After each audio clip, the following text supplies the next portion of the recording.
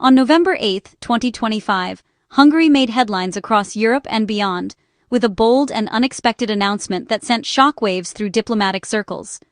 Prime Minister Viktor Orban, flanked by Foreign Minister Peter Szijjártó, declared that Hungary had secured what they described as an indefinite exemption from the latest round of U.S. sanctions, targeting Russia's energy sector. According to the Hungarian leadership, this special waiver would allow the country to continue importing Russian oil and gas without interruption, resources that are absolutely vital for Hungary's energy security, industrial output, and the daily lives of its citizens. For a nation heavily dependent on Russian energy, the news was presented as a lifeline, ensuring that factories could keep running, homes would stay warm through the winter, and businesses could avoid crippling price hikes. The announcement came just days after a high-profile meeting at the White House between Orban and President Donald Trump, and was quickly framed by Hungarian officials as a major diplomatic victory. Government spokespeople touted the deal as proof of Orban's unique ability to protect Hungary from global energy shocks and economic instability, crediting his close personal relationship with Trump for the breakthrough. The government moved quickly to reassure the public, promising that Hungary's energy supply was secure and that both households and small businesses would be shielded from the kind of economic turmoil seen elsewhere in Europe. However, the U.S. government responded almost immediately, confirming that a waiver had indeed been granted, but strongly disputing the Hungarian government's characterization of it as indefinite, and raising questions about the true scope and duration of the exemption.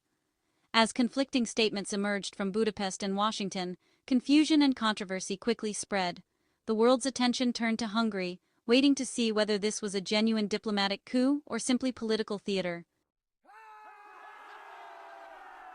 The backdrop to Hungary's announcement was a sweeping expansion of U.S. sanctions on Russia in October 2025. President Trump's administration targeted Russian oil giants like Lukoil and Rosneft, aiming to choke off revenue funding Moscow's war in Ukraine. The sanctions included secondary measures. Any country or company buying Russian oil risked being cut off from the U.S. financial system. This forced nations worldwide to choose between Russian energy and access to American markets. For Europe, especially countries like Hungary, deeply reliant on Russian oil and gas, the stakes were enormous. Complying meant costly, rapid shifts to alternative energy sources, threatening economic disruption. Orban's trip to Washington was a desperate bid to shield Hungary from these consequences. The outcome would determine whether Hungary could keep its economy running through the winter. After the Orban-Trump meeting, confusion erupted over the waiver's duration. The world's attention turned to the details, as both governments rushed to shape the narrative in their favor. What exactly had been agreed upon behind closed doors? In Budapest, officials declared victory, insisting Hungary had secured an indefinite exemption from U.S. sanctions. Government spokespeople appeared on national television, celebrating what they called a diplomatic triumph and a testament to Hungary's strong international standing. This was sold as a permanent solution, calming fears of energy shortages and inflation ahead of the 2026 elections. The government's message was clear. Hungarian families could rest easy, knowing their energy supply was safe and prices would remain stable. The message: Hungary's unique needs had been recognized by the White House.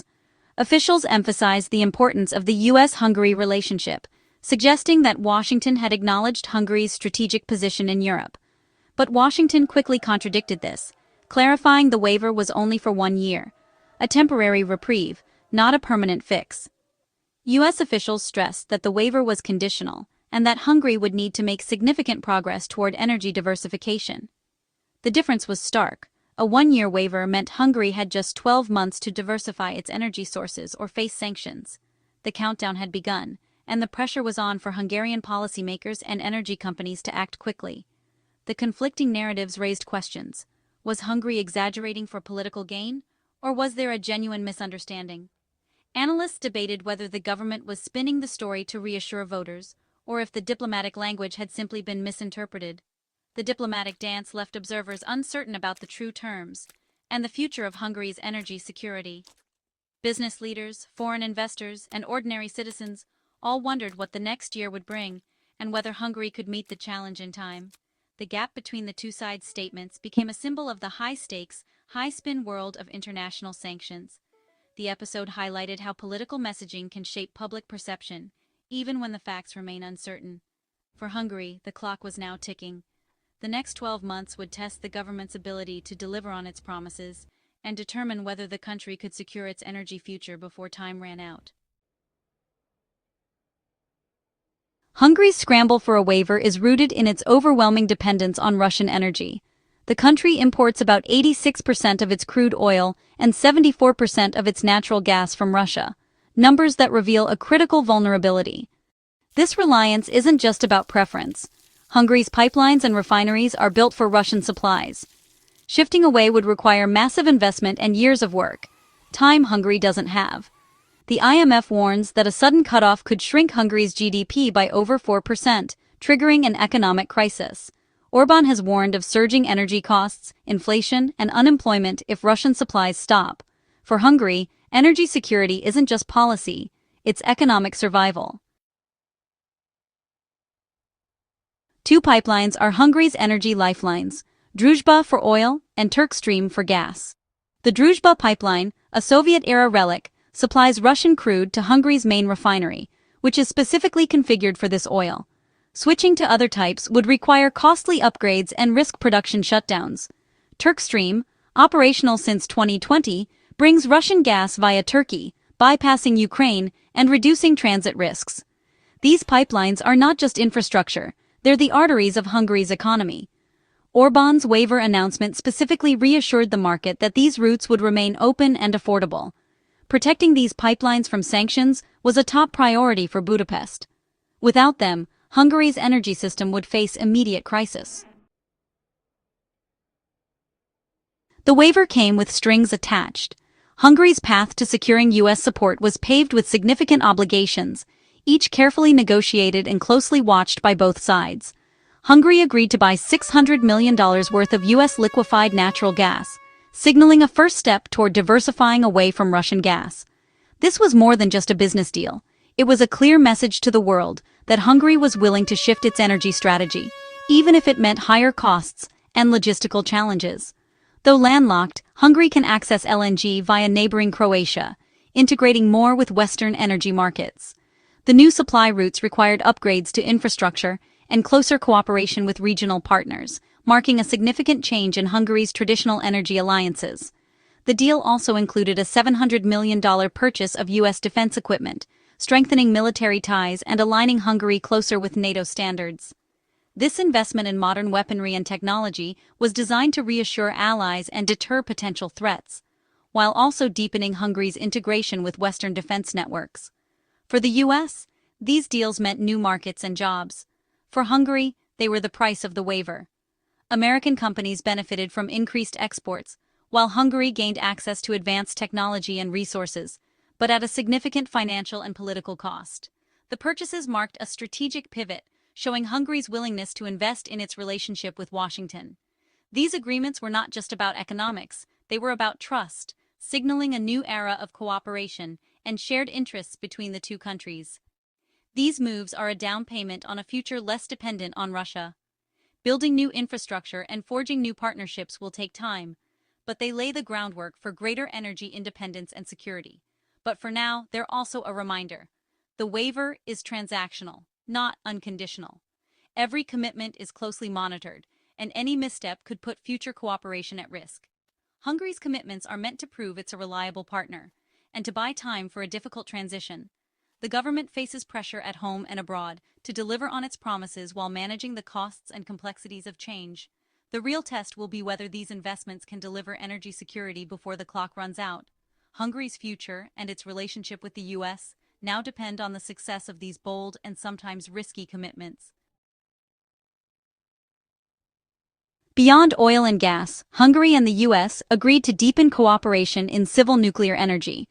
A memorandum was signed to build 10 small modular reactors in Budapest, a $20 billion project using American technology. These reactors promise clean, flexible power and a path to reducing Hungary's reliance on Russian fossil fuels. The deal also includes $114 million in U.S. nuclear fuel for Hungary's Soviet-built Pax nuclear power plant, diversifying its supply away from Russia. For the U.S., this is a strategic win, challenging Russia's dominance in Central Europe's nuclear market. For Hungary, it's a vision of future energy independence, even as Russian oil and gas remain essential for now. The nuclear partnership is a long-term bet on Western technology and security.